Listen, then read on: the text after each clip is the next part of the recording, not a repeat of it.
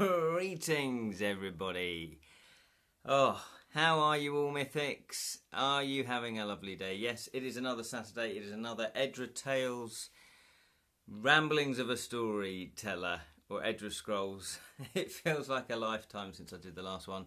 Yes, normally I'd be pointing up here because normally I've had a few to drink actually. No, I haven't. I wish I had.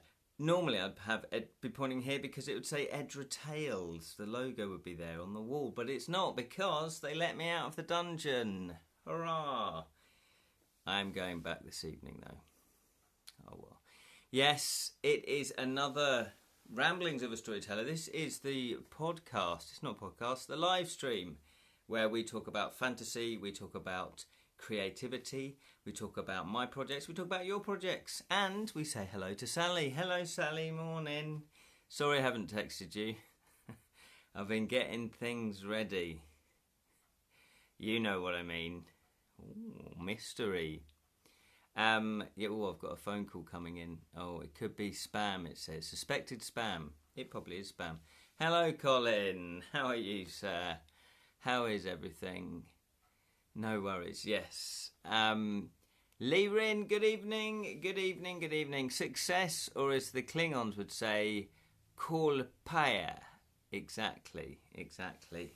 Obviously, that's perfect pronunciation. I speak fluent Klingon and Dothraki. Hello, Jonathan. Spam for breakfast, yeah. Things ready. And Lirin. Yes, so... great news. We'll start with the... should we start with the good news? What should we do? Well, yeah, it's been a week for me. As you can tell, I'm not... yes, hello there, Jonathan. Hello. It's been quite a difficult week for me. Let's do this. Let's get this bit out of the way. Hello, Martha. Hello, Martha. As you can tell, I am not in the dungeon. I am visiting my dad because... yeah, it's been quite a difficult couple of months for us. His wife fell down the stairs, so that was, not very good. She broke bones. She had to go in a hospital. We've had to have carers in for Dad. And he went into a care home, and that was fine. Then she came back out. He came back out of the care home, and they had carers coming to the house. However, she then got pneumonia and went back into hospital, which is where she still is. She then got COVID in hospital, because that's what you do in hospital, don't you? And so she is trying to get fully recovered, getting her bones healed, getting pneumonia. So yesterday, I dropped Dad off to a different care home. And they have a little beautiful dog, a little sprocket. I think it's a sprocket. Have I just made that up? Called Bo. Lovely little dog. And Bo is now going to be staying with one of the neighbours' uncle. So Bo's gone out for a little walk with the neighbour. And in fact, I think they're back. So we might get interrupted. In fact, we probably will. And Bo then is going to stay with them. So it's all been a bit traumatic, but it's been all right at the same time. You know how it's kind of all right, but, it's the best of the worst case scenario. That is a difficult week. Yeah, sorry to hear that. Thank you, Martha. Thank you. We kept our aunt safe from COVID for over a year. Yeah, here we go. And then she had a fall, yeah, and went into hospital, got COVID. Yeah, it's the classic. I guess it's difficult for them because there's a lot of people, isn't there, in a hospital? There's a lot of moving parts. But it does seem like if you go into hospital, you then pick up other stuff as well. Touch wood, I've been very healthy over the years, so I've never really had to go into hospital. I've gone in a couple of times, but that was because I broke my leg and, stuff like that. So not kind of diseases or anything, so touch wood about that. Sally's, but I heard the story so often, Jonathan. Oh, right. Thanks, Sally. I won't say it again. No, I know you didn't mean me. Going into hospital, yeah. Not especially about your aunt, obviously. Yeah, exactly. So, yeah, Sally's gone, Jonathan, look, I've heard that so many times. For God's sake, change the record. Call yourself a writer. You've been writing the same story for the last 15 years. She didn't say that. She didn't say that. Sending you lots of healing hugs. Thank you, Martha. I appreciate that. So the thing is, though, probably what you guys find when you have stuff like that going on in your life, obviously it's trying. Obviously it can be stressful at times. It can be a fun time as well, because, you know, sometimes you just have to laugh at the absurdity of it, or the, you know, whatever. But then doing things like this, and, you know, keeping your mind occupied with other things does help. For me anyway, it has helped. So, you know, I did bring my laptop here so I could keep working on projects. Not that I had a lot of time to do that, but, you know, it was always there. And so I guess that's where creativity can help, actually, because it can help take you out of the situation and into a different situation that you find, you know, less stressful and probably more enjoyable. Laundry day today. Blah, so boring. Exactly, Martha. Do you know what, though? Maybe put the radio on, get it all in there, turn it on, and then go do something less boring instead. How about that? So, yeah, so it's a bit of a serious opener. A big get well soon thumbs, well-wishing cat to Ken's family. Thank you so much, Lyrian. I really appreciate that. I normally don't talk about my personal life too much online. Maybe that's just my age.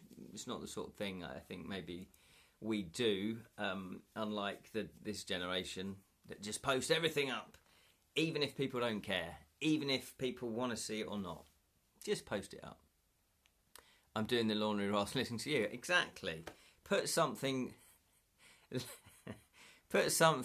boring in the background whilst doing your chores. No, but that's a good thing about these live streams. Absolutely, yeah. You know, crack on with your lives. I do that as well. I put like YouTube on and stuff like that, and podcasts on. So it's kind of. I basically went to bed at 8:30 last night. I was thinking, Dad's in the care home. I didn't get bed till 7:30. I cooked my dinner, ate my dinner, and then I was going to watch the Grand Prix of last weekend because I still haven't caught up.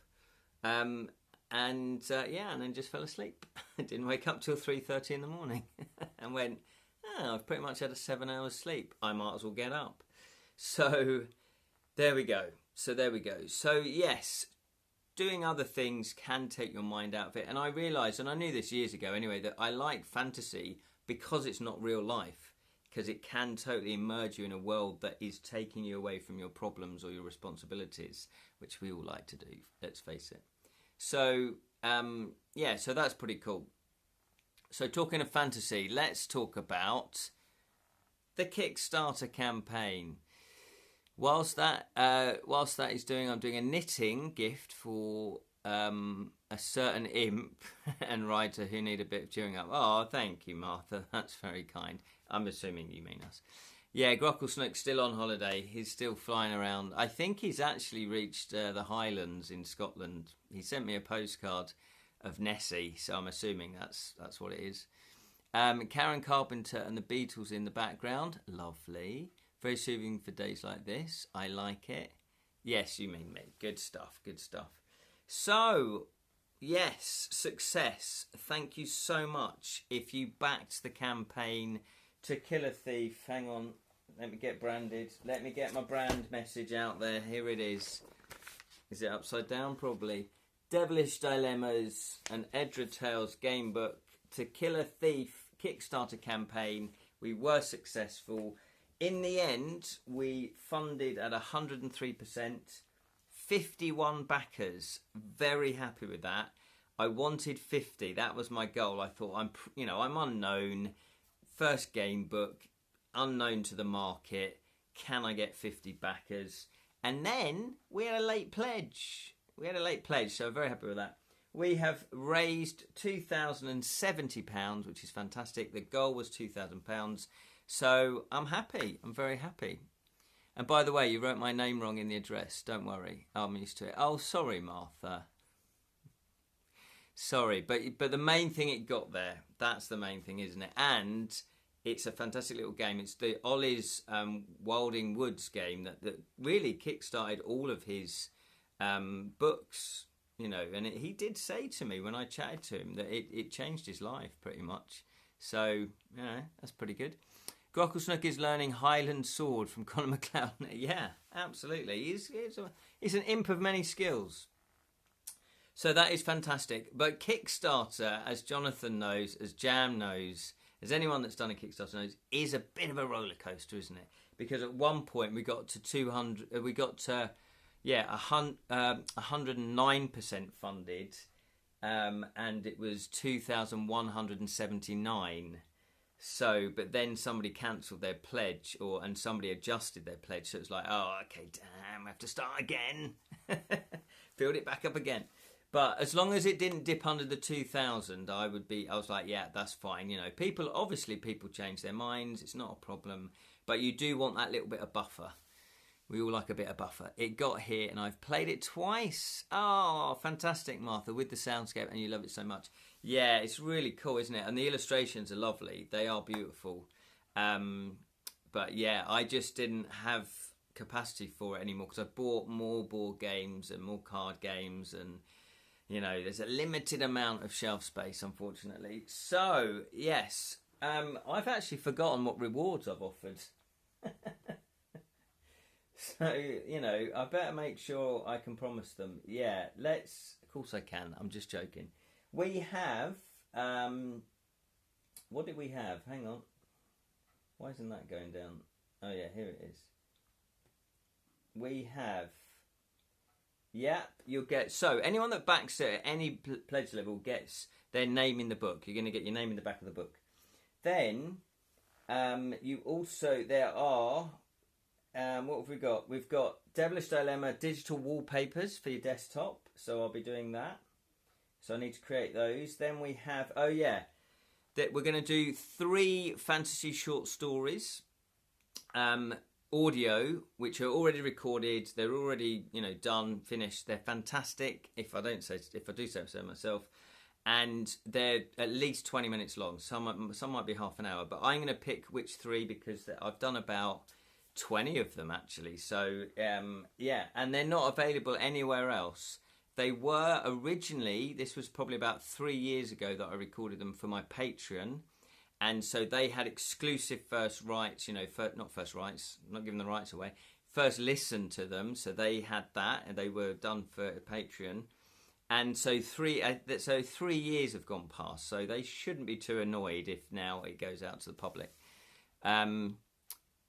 Just wondering, what do you get by backing both you and Jam's Adventure? Yes, Lerin, I was getting onto that, absolutely.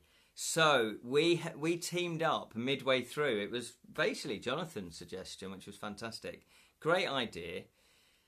If you backed my campaign to Kill a Thief and Jam's Paranormal Hero 3, then you will get an exclusive just for this. We're not going to sell it elsewhere. It is just for this. You're going to get at least 2 more mini game books. Oh, I think Bo's Lift is here. So you're going to get 2 mini game books. They're going to be in 1 volume, and it's going to be digital. And I'm going to write, my one in my head was 100 entries. It might be longer, but it's going to be 100 entries. So it's like a one-shot deal. Let me just double check to see if that isn't Bo's Lift. No, I don't think it is.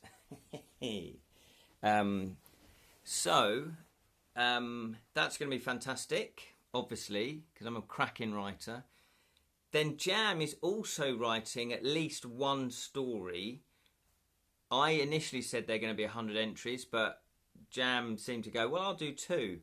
Because he's got 2 ideas. So I think you may get 3. I might do another one then just to equal it out, because I don't know if I can handle that. It's odd. But you are going to get new game book adventures. They're one shot. They're mini kind of game books. Yeah, I couldn't afford to back both. No, that's fine. That's fine, Martha. Absolutely. Hurrah, more adventures. Yeah, basically, you've just summed it up much better than I could. Leaving. I should have just said, hurrah, more adventures. Yeah. And we're not going to distribute them elsewhere. The agreement was you back both, then you get that exclusive little mini, the 2, possibly 3, possibly 4 little mini adventures. And that's actually quite fun to write a mini adventure. I guess it's like when D&D, they do like one-shot campaigns, don't they? So it's going to be a smaller story, obviously. And I'm already got ideas for that. It's like, yeah, that could be quite a good one. Or, that could be... So, yeah, so I'm looking forward to doing that one as well. So I'm going to be typesetting that. I'll probably do the cover. I don't know who does Jam's covers, actually. I think Jam actually hires an artist to do his artwork. I know that he's got, is it Malcolm Barker or Baker? He gets like, you know, classic fighting fantasy authors to do his interior artwork.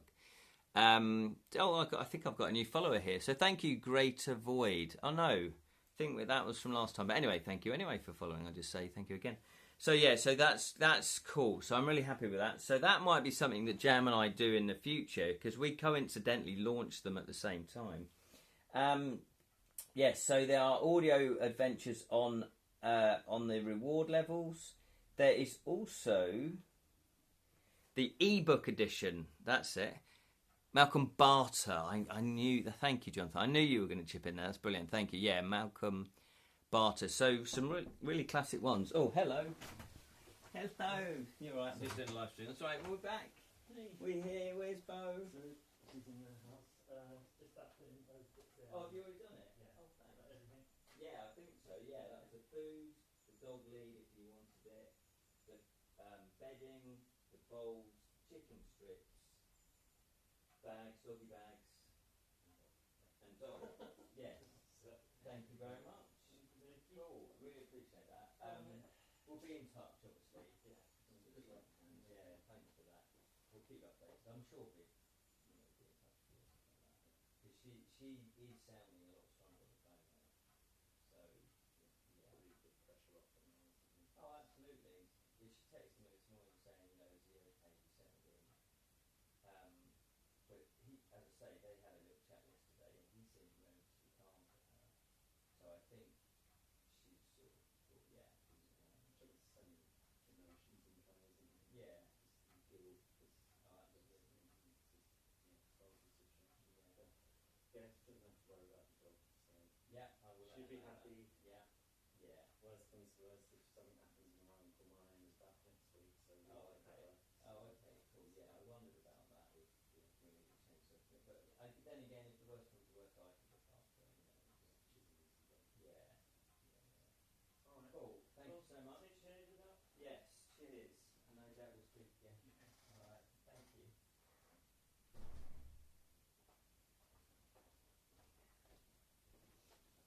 Oh, there we go. Oh, I had hoped. Sorry about that. I had hoped that. Oh, hello. Yes, Dano. How are you, sir? Or madam? Not quite sure with your handle there. Hello from Norway. Exactly. Sorry about that. Yes. So that is Bo. That's my dad's and his wife's dog that's going on holiday.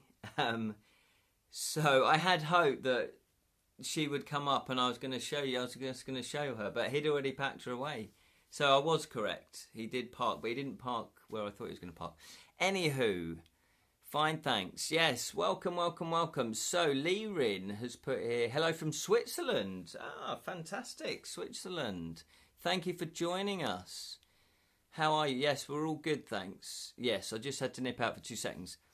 What has Lee Rin put here? Yeah, we are just talking about, just to get you up to speed, I've just done a Kickstarter campaign for my first game book, To Kill a Thief, which is Devilish Dilemmas and Edra Tales game book. It's the first in the series, and they are all going to be standalone fantasy game books. And I go by the pen name Loquacious McCarbre, the world's greatest storyteller, obviously. Lee Rin has put it, backing 2 digital game books had me thinking, would mages in a 2025 setting memorise spells from a PDF on light tablets rather than carry multi-kilogram spells books every time they gain character levels? Yeah, that is a very good... That's a very good point. Well, the thing is, this is where your world building comes in, doesn't it? Your world building. Because obviously, you know, the classic sort of medieval fantasy has always been that it's been parchments and scrolls and books. Now, personally, I guess because I grew up on that type of fantasy, I like that. There's something tangible about leafing through a book and the smell of an old crumbly book. Yeah. I am weird. No, there's people love that smell. Whereas if you've got a tablet, that's kind of a different thing. It's clinical. It's not textured. It's soulless. That is going to be my next game book. The smell. Yeah, that's the tagline. The smell of adventure. So you're creating a different feel to your world. I think what I would do, I would have it, not necessarily a tablet, I would have it, if I was going to do it and fit it into my Edra Tales, my Edra world that I've created, I'd have it like the classic mirror. So you could have a hand mirror that's got an ornate silver, frame or gold. And that you look into it and then, they can just do that, obviously, magic, and then they get the spells up here. So you could do it like the mirror from, it's a scrying mirror, basically, where the images arrive there. I remember Buffy had a spell to turn Angel back into a good guy being on a computer disk. Oh, what? I did it. Excellent. How about a magical book that changes as you learn more spells? Yeah, that could be quite cool. So you could have it where new spells appear. So once you've learned one spell, the next spell appears, just, magically comes onto the page. So it's almost like, you're not ready for this because you haven't cracked it. You need to wait. You need to level up, and then they appear. Snow White. Yes, Snow White. Mirror, mirror. Or you could have it where, like Time Bandits. Who's seen Time Bandits? One of my favourite films. He's got like this cauldron, hasn't he? And he just does that, and he can see various scenarios that are happening in front of him because he's evil. What was I going to say? So, in Devilish Dilemmas, in To Kill a Thief, one of the systems, because I wanted a magic systems in my game book. So one of them is that you guys will find incantation spells. And I thought, how do I write the spells without actually having to write extra entries into the game book? Because my first attempt at doing a game book, I had that. It was like, if you were successful in casting the invisibility spell, turn to entry 56. And I thought, God, that's really bulked up the entry count in a game book, just the casting spells. So what I've done is, I've actually created one that do not affect the surroundings and the story too much, that I have to actually therefore write extra entries. So what I've done is, so you come across incantation spells, just trying to find them, and they are, where are they? They should be at the back of the book. Here they are. You will come across some incantation spells, and I've done them. So, for example, the Scroll of Extra Metal, it says you have to have a lure, so your allure score determines what incantation spells you can cast. So if you've got 4+, then you get +2 on your metal. If you've got Fate, Scroll of Fate, if you've got allure 7, choose the outcome of the die roll after you've spent a fate. Scroll of Attributes, allure 10, permanently +1 to an attribute of your choice. Scroll of Permanent Alignment, allure 10, permanently change your alignment, choose a different alignment to your current one. You are now that alignment unless stated otherwise. So it's things that affect the character rather than directly affect the actual things that are going on. Scroll of Flight, allure 10, flee 1 combat without taking any damage or losing XP. So I thought that's a clever way of having a magic system. It's a low-level magic system in my world without interrupting and having to write loads more entries. I'm going to drink a cup of tea. Silver's Martha's written here, Bo. But yeah, Bo is probably a bit stressed due to the dog picking up an energy very well. Yes, Martha, you are spot on. Dogs are very sensitive. They know what's going on. Bo had sort of a hangdog look, all week. And Bo just basically followed me about from room to room. She's a beautiful dog. And it got me thinking, actually, I might actually write pets into the game book, because I've not totally finished writing this. So there's still wiggle room to add new ideas into it.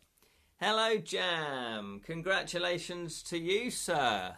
Good morrow, the master of kickstarting. Yes, exactly. We are there.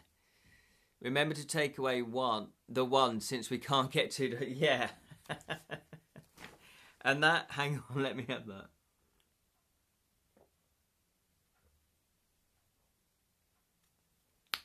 Do you know what, Jonathan? Is she Calm the Conquer?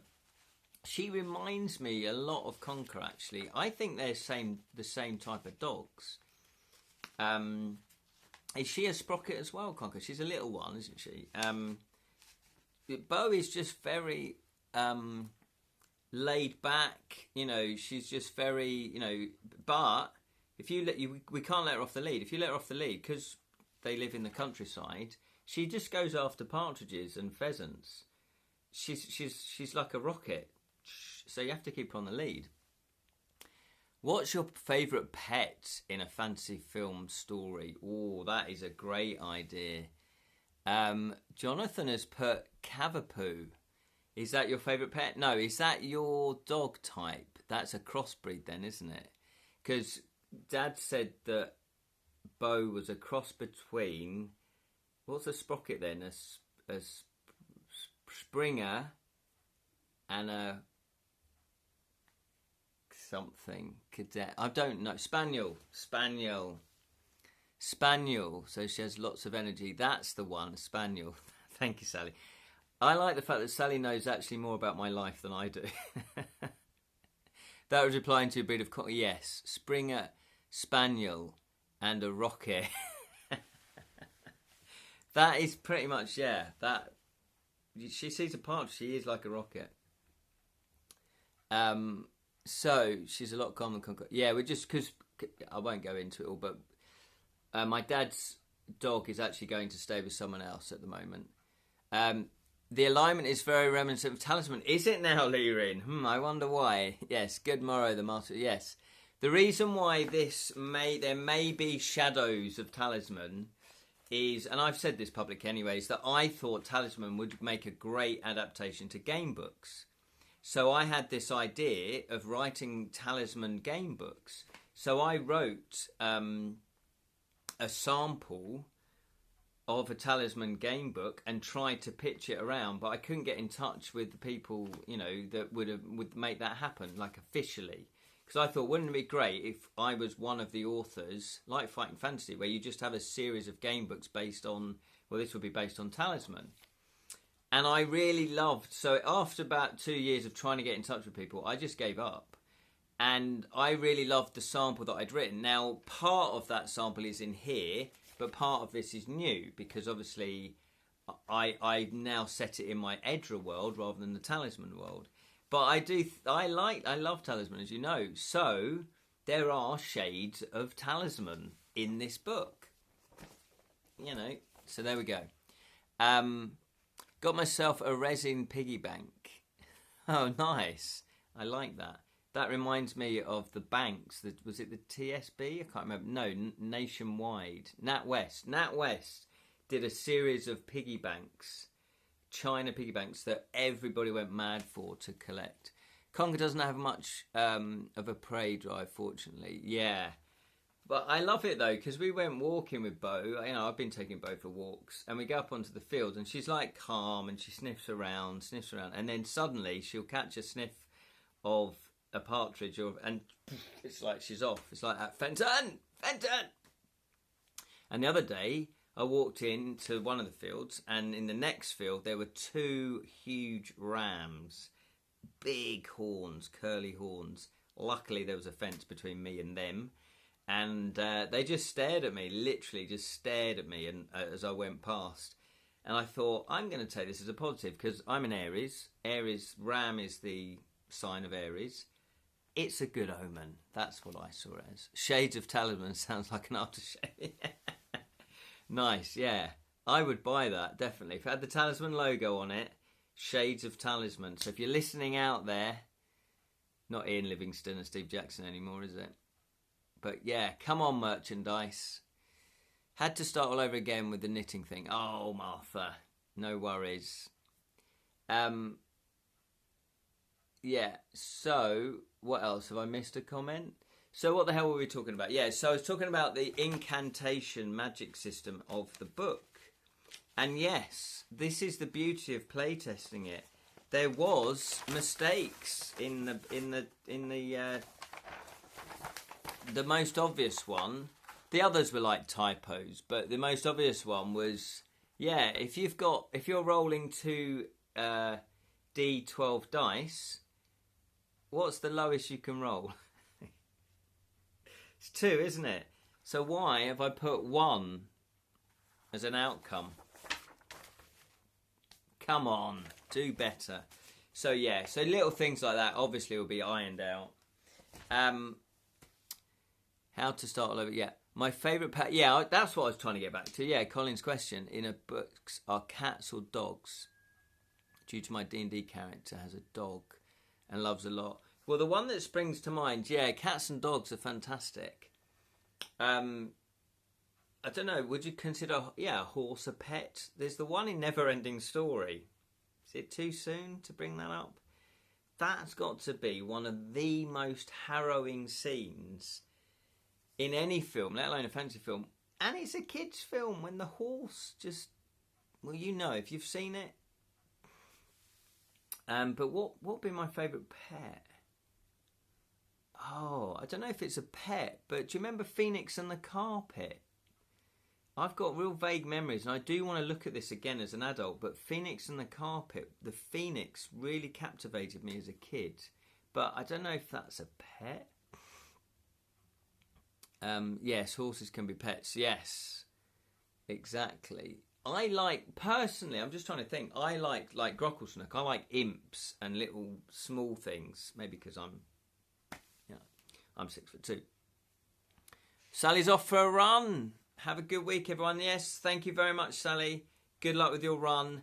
Sally has been running now for about 4 weeks, something like that, 5 weeks, doing the couch to 5K. Obviously, I'm doing the couch part for her. And she's doing the K bit. So, you know, that's why we're good together. It's a team. The Rancor from Star Wars, yeah. Oh, I guess it would be a pet, wouldn't it? Yeah. What a pet. But easy to feed, though. Pretty easy to feed. Just go, yeah, if you'd like to just step over here, a little bit more to your left, a little bit more. Whoa, back a bit. Okay, there we go. So if you just like to, just bear with me 1 minute while what am I doing? I'm just pulling this lever here. Don't worry about it. No, it's fine. I'll talk to you in a minute. I'm just going to pull this lever here. There you go. Easy. The Sarlacc counts too. The Sarlacc that's the worm thing, isn't it? I guess that's Jabba's pet. Free range diet. That would make a great YouTube video, shouldn't it? Maybe. The thing is, I do want to do more YouTube videos, but I just haven't got the time. Because that would make a great YouTube video. Yeah. We've said this before, Colin, that you and I should do some sort of podcast, shouldn't we? Because that would make a good one. Yeah, the favourite pets, top 10 favourite pets from fantasy films. I would like one to be more mythical and magical. I guess Harry Potter's owl, is that his pet? Or do they not? They don't own the postie pets, do they? Oh, there's a horse that's just gone past. Talking of horses. Massive horse. Hang on, that was a bit weird. It's not gone past. It went past one window, but not the other. Oh, it's just standing there. I thought, hang on, it's a Jonathan Creek mystery. It's all about perspective. Yeah, good for getting rid of the tax collectors. Yeah, absolutely. And lawyers and traffic wardens. Why don't we do the whole gamut here? And estate agents. They're useless. Yeah, but so what I was contemplating, but I don't know if, I don't want to give too much away though. But put it this way, there are going to be, not necessarily pets, but there are going to be things like that in the game book. And as you know, if you're creative, I've already started to think about the next game book without finishing this game book. I'm already going, oh yeah, that could be the next one. So yes, so I'm just going through the rewards. So yes, we're going to get... So the rewards are, there's the digital wallpapers. Everybody that backed to whatever level automatically will get their name in the back of the book. Digital wallpapers. Then there's 3 audio stories, fantasy audio stories, narrated by myself, or I should say Loquacious McCarbre. And they've got sound effects on them, and also you've got the ebook edition of the actual book. You've also got the paperback edition, and you've got the collector's hardback edition. So with the collector's hardback edition, that is it. Whoever has backed that tier level, there's not going to be any more printed. I'm only going to print these for the collectors. So at the moment, I don't know how many that is. Let's see. So we've got 23 that back the paperback. And we have... Hang on.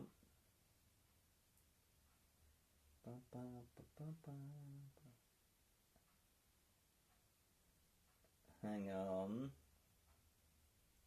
Yes, we've got 11 people, which is fantastic, that backed the hardback edition. So if that's still same, because I've got late pledges open, but that is going to be an extremely, extremely rare and exclusive club to be in. I'm not going to make any more. Every Kickstarter that I do, the paperback will go to Amazon, yes. However, the hardbacks won't. I'm not going to produce any more of those. So if it only stays at 11, then you are one of the lucky 11 to get an exclusive, Kickstarter hardback collector's edition. And if I become as fantastic a writer and as esteemed as Jonathan Green of Ace Gamebooks, they might actually be worth something in the future. If you're going to do... Okay, hang on, let's have a look. Lirin has said Resin Bank is shaped like the steampunk owl from Jason and the Argonauts. That's possibly my favourite. Yes, the owl from Jason and the Argonauts. That's possibly my favourite pet. Owl from Jason today. Did you see one? Very memorable fancy film familiar. Yes, that's possibly my favourite one, of course. I'm not very good, when people put me on the spot about that, I'm not very good at recalling stuff. If you're going there, my favourite fancy pet and companion is dragons. My Max suddenly became a dragon dad to a copper dragon named Luna Longtail. Fantastic. So this is D&D, isn't it, Martha? Jonathan has put, I've been making notes for multiple game books as I procrastinate while I should be writing different game books, a different game book. Yeah, it happens. I think that is the nature of creativity, isn't it? You can be focused on one project, but then other projects come into your mind. And that is, I think, the trap that we sometimes fall into, where you go, oh, actually, I'll just start writing this. Oh, actually, I'll just start writing this. And then before you know it, you have several projects that you've not finished, but they're half finished or a quarter finished, which is why I made a determined effort about 6 years ago to finish projects. K9, of course. K9, favourite sci-fi pet. Absolutely. Oh, it's Bobo in Clash of the Titans. Thank you. Is that how you pronounce the name? Boo-boo. Bobo. Boo-boo. You know I can't read.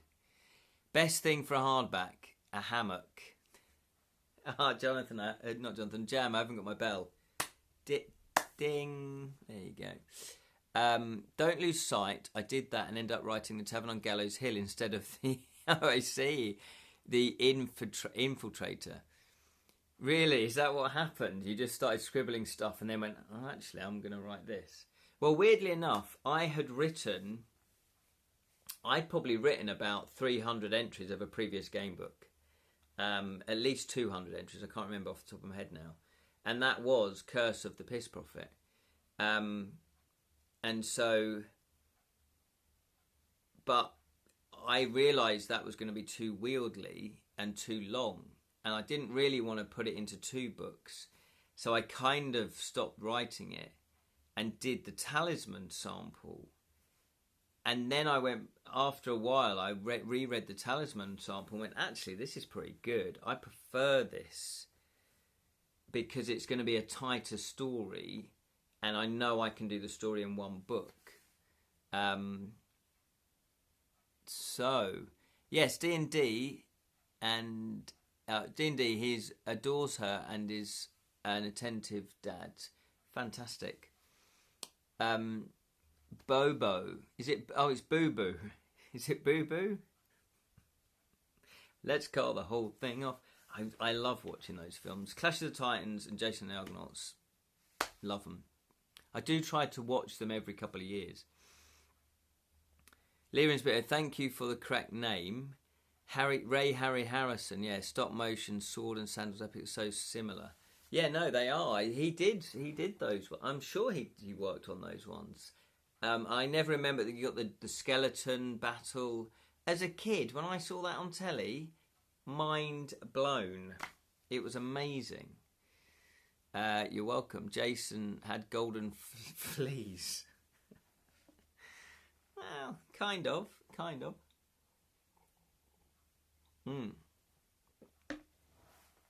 So, what else have we got then for the rewards? Because I've put a few more different things in there, didn't I? Just to tempt you all.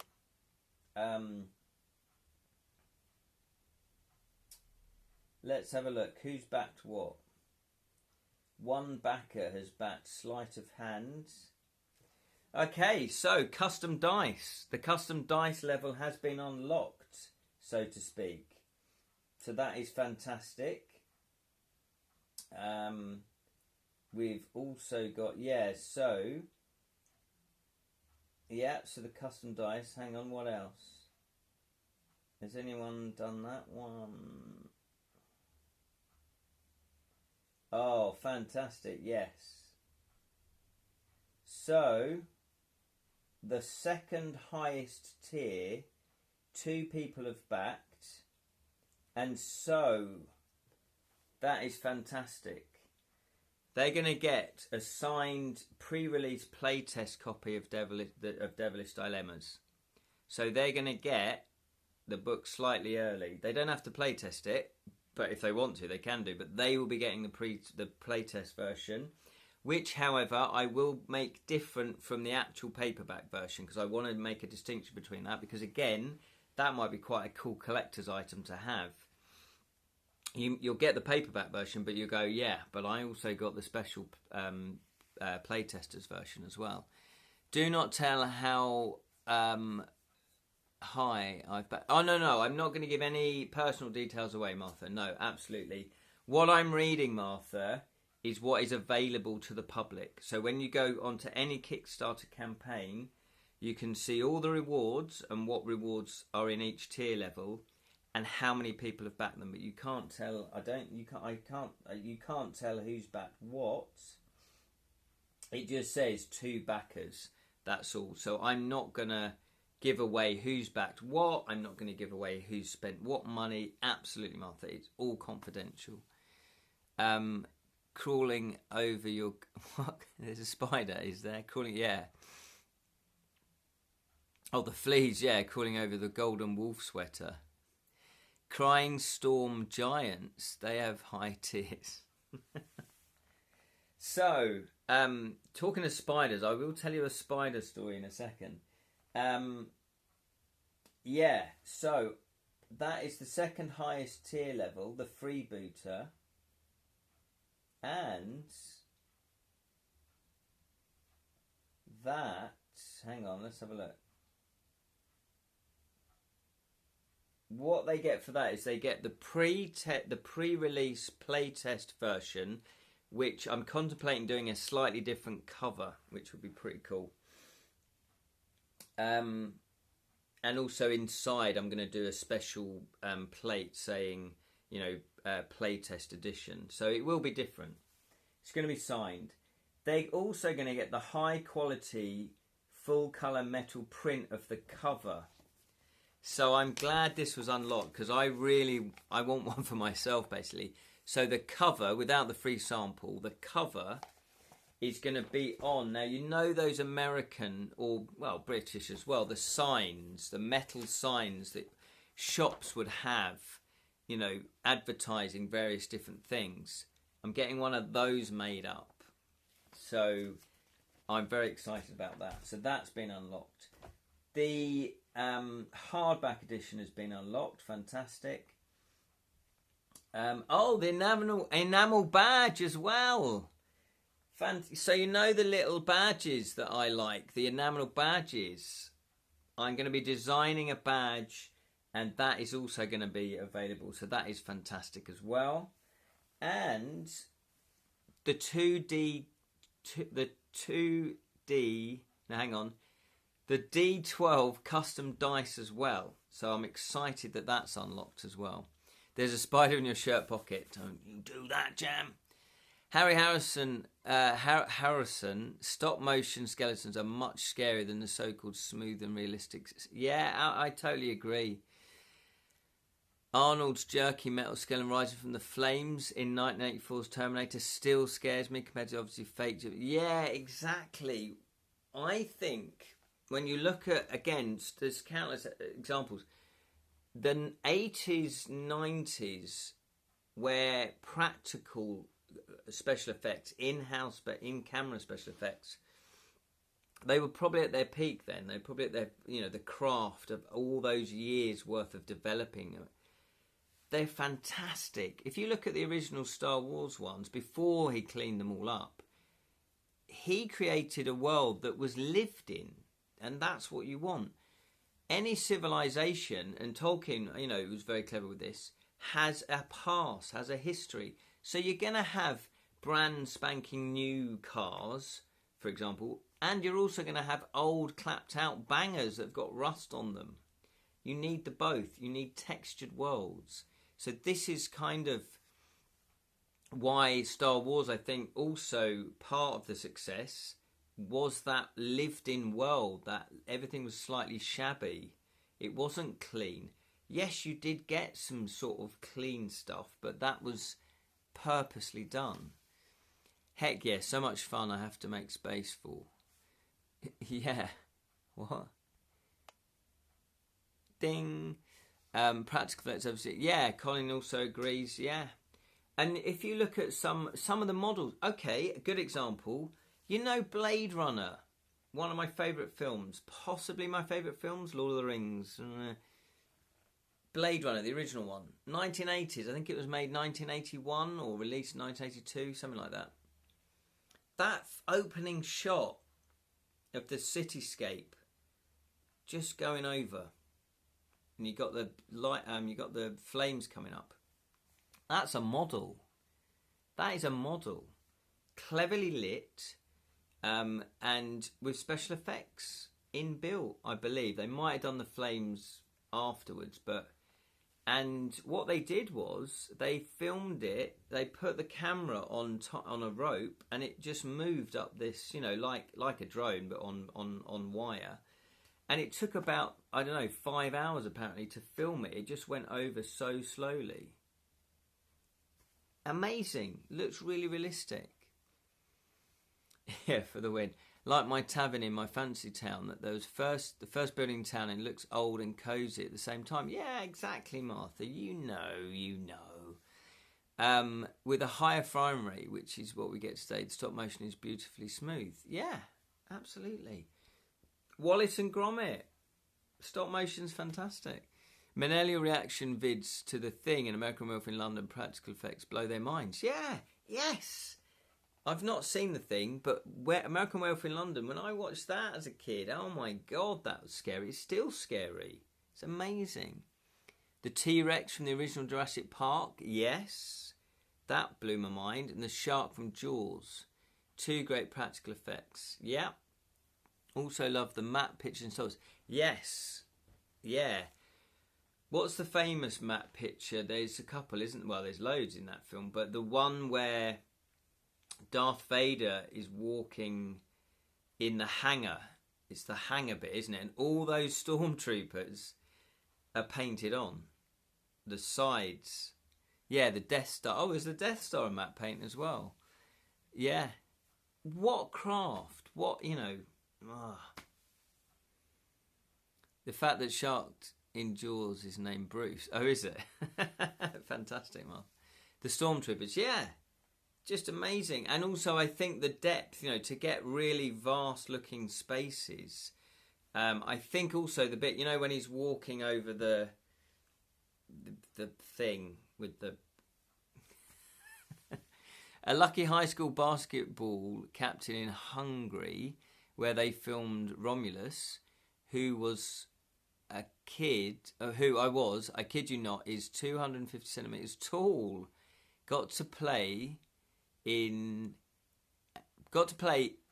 in-camera final creature, and he was a more scary, for his present realism, absolutely. Not only that, if you're an actor, I do acting. If you're green screen everything, and they've got a tennis ball on a stick, and say, yeah, that's your eye line of the creature, it's like, okay, you can act, you can act. But if you've got somebody in a costume, think of the fantastic work Jim Henson did. The Dark Crystal, even the Muppet. The Muppets are amazing. Yoda. The actors can react off of that. And actually, when they did Lord of the Rings, Andy Serkis they weren't going to use Andy Serkis. It was his voice, I think they were going to use, and it was his motion as well. But Andy, because he's an actor, he said, "Yeah, but I'm going to do all the proper moves." So they kind of fell into that. They were going to CGI. That was it. I've just come back to me. They were going to CGI Gollum completely and use his voice. And when he was on set, it's like, well, I'd rather be on set and do all the motions. So they tested that out, put all the capture stuff on him, and went, great, fantastic. And the other actors, at least they've got another actor to act off. Because acting is also about the reaction that you get, that you're reacting to something. And I think that is why Gollum, even though, yes, it's CGI over the top, but it isn't. Yeah, it's Andy Serkis' performance. So, absolutely, yeah, cool, fantastic. So thank you so much again for everybody that backed the Kickstarter. Very, very happy. Very, very happy about that. I can't wait now. So I wanted to clear my head of the Kickstarter before I went back to writing it. So that's the next stage. I'm literally just going to be spending time plotting it out. I know what the story is. I've plotted all the story out. But what I'm going to do is carry on doing the flow chart to actually plot each entry and what happens in each entries. Then when I've done that, I'm going to play test that just to make sure that there's no broken loops. I might give that to a few people as well. I don't know. Maybe Sally might want to look at it. I don't know. And then start finishing off the entries. I'll have to, go through this and look for the mistakes, but there's only a few typos. Sally has very kindly agreed, I think. She proofreads all of my stuff, so she's going to be proofreading it again. And she's good at editing as well. She's got a very fine mind, Sally. So that's going to be cool. And then once it's all written, then I will start getting a playtest editions. So if there is anybody that would like to playtest it, then yeah, let me know and I can get you those. I'm going to make 2 different puppets. Oh, fantastic! One a Baskerville dog, 6'6" long. That's amazing. That's huge, and 3'2" tall. They're amazing, Martha. Yes, I was going to mention you, Jam, as well.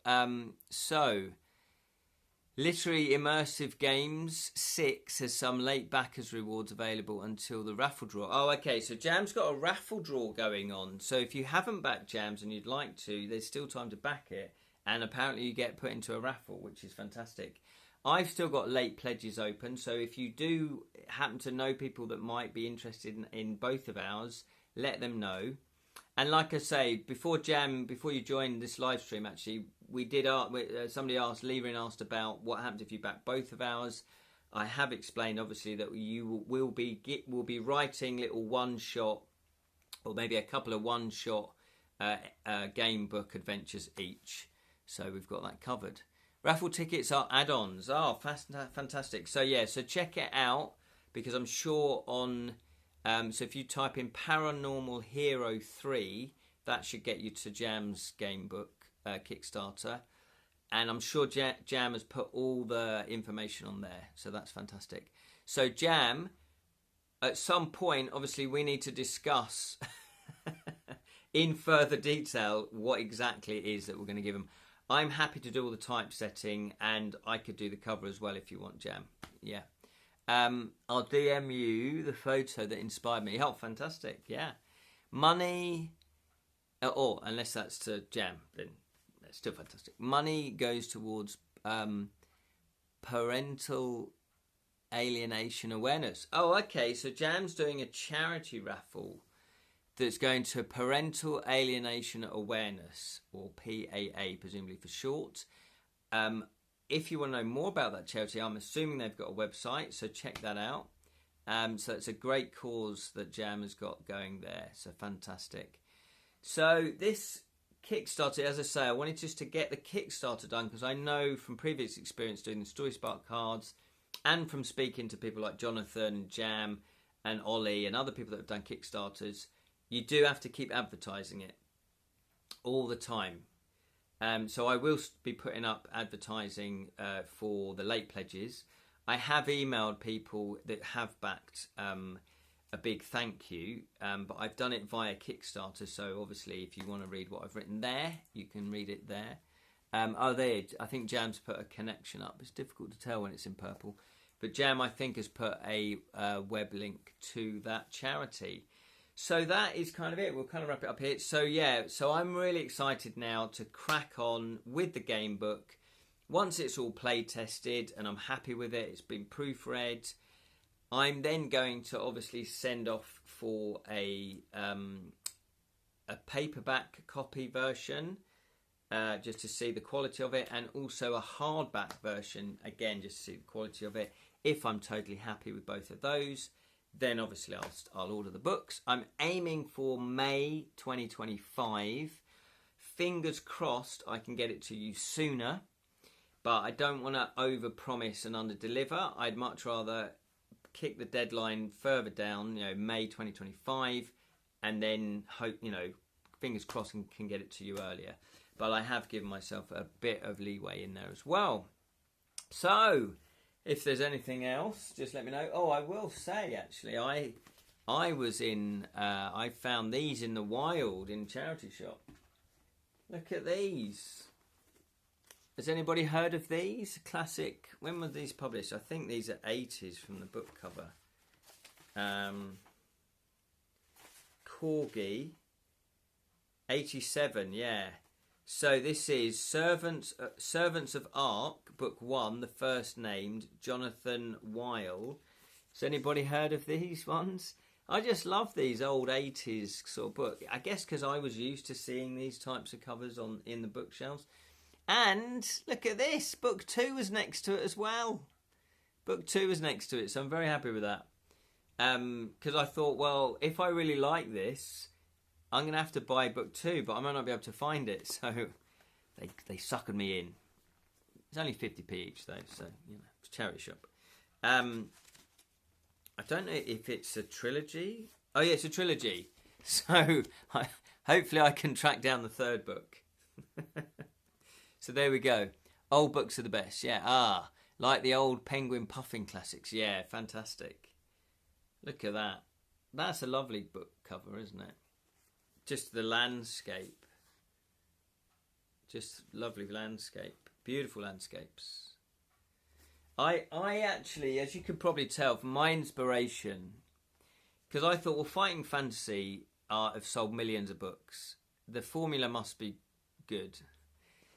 And the memorable covers for me was always the monster covers. And I think most fighting fantasy has a monster on the cover. Hence why I thought I'm going to put a goblin on the cover. Because it's a face, it's a goblin, it says fantasy, it says danger, you know, he's wielding a knife. And he's in a sewer. And so it kind of, for me, just sums up the sort of attitude of the game book. So that is kind of the premise going forward that I'm going to do for my covers. Book 3 for Christmas gift. Yeah, absolutely. Secret Santa, Colin. If you're my Secret Santa... Do you want me... I'm being serious. There you go. The first Ark, The Servants of Ark trilogy by Jonathan Wiley.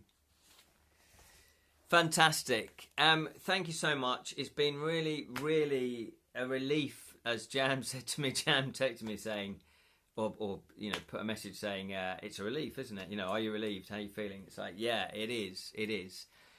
I mean, I was quite happy that we funded within about 10 days, 11 days, which was like, oh, that's great.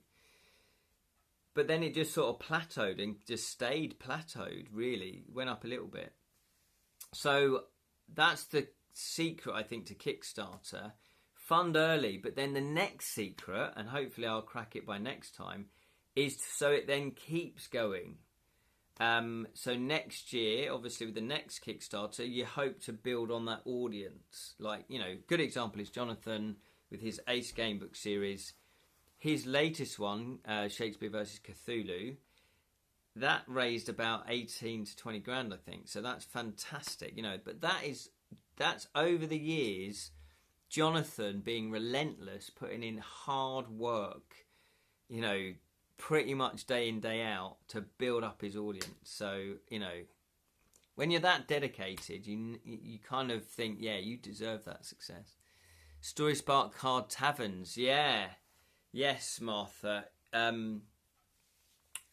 Still want to carry on with the Story Spark cards. Again, it's finding the time to do this. Here's an idea, though.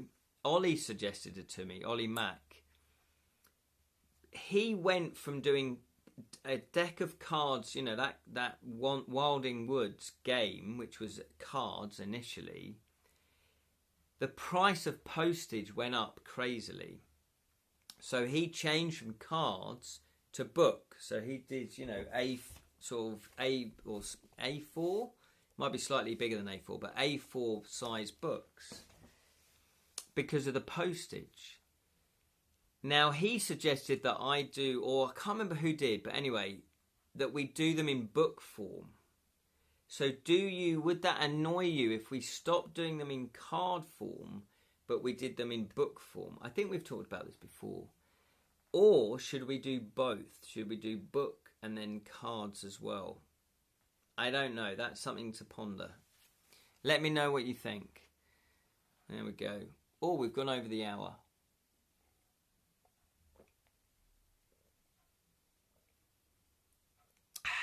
Still acceptably warm. Right then. So that's something that I'm considering. Oh, the other thing that I'm looking forward to doing is the illustrations for my game book. So I did this with a combination of sketching and Photoshop, which I was very happy with the result actually, because I've only done maybe about 4 pieces like this in the past, you know. Normally I do pen and ink. But I'm going to be doing lino cuts. So I'm going to be, over the next, you know, couple of months, experimenting with the lino cut. So the examples I gave on the Kickstarter page, they are exactly that. They're examples. That was me just wanting to put examples up on the Kickstarter. And I didn't have a lot of time to do them. So they will be replaced. Excuse me. Whew, whew. It's the repeat of the T. So, but that's the kind of thing. But I want to refine it. I want more detail in them. I want them to be better, basically. So I'm looking forward to that as well. Another sort of learning to master another skill. There's a spider. Oh, yeah, in creating friction. There's a spider in it creating friction. That's probably what it is. I will tell you a spider story, but not now. Remind me next week, Jam. Remind me next week. Okay, so thank you so much for watching. And once again, thank you so much for backing To Kill a Thief. If you do know anyone that wants to, it is still open for late pledges. Tell them about it. And also, thank you for Jam as well. If you still want to back Jam's project, check his one out. Thank you so much for watching and listening and chatting. It's always cool. I really appreciate it. And good night. Yes, good night, Lirin. So thank you so much. The next live stream should be this Wednesday, 6:30 UK time in the evening, PM, because we're doing a live stream of the game book, The Ghosts of Craven Manor. Yes, I think it's part 4 by Joseph Daniels. So thank you, Colin. Yeah, thank you very much. And you, Colin. Thank you, Lirin. Thank you, Jan. Thank you, Martha. Thank you, Sally. Thank you, Jonathan. Thank you. Who else? Have I missed anyone else? No, oh, yes. Danu. I can't pronounce that. I'm really sorry. Dan-O-U. Dan. I might just call you Dan. Dan. Thank you, Dan-O-U. Thank you, Martha. Thank you, Lirin. I think I've got everybody. Did I leave anybody out? Thank you, Colin. Keep creating, yes. And you, Colin. Keep DJing. Dan, yeah. Dan! Dan! Dan! Oh, I might watch some Partridge later. Thank you so much. And remember, may your thieving never get caught. Until next time. Bye.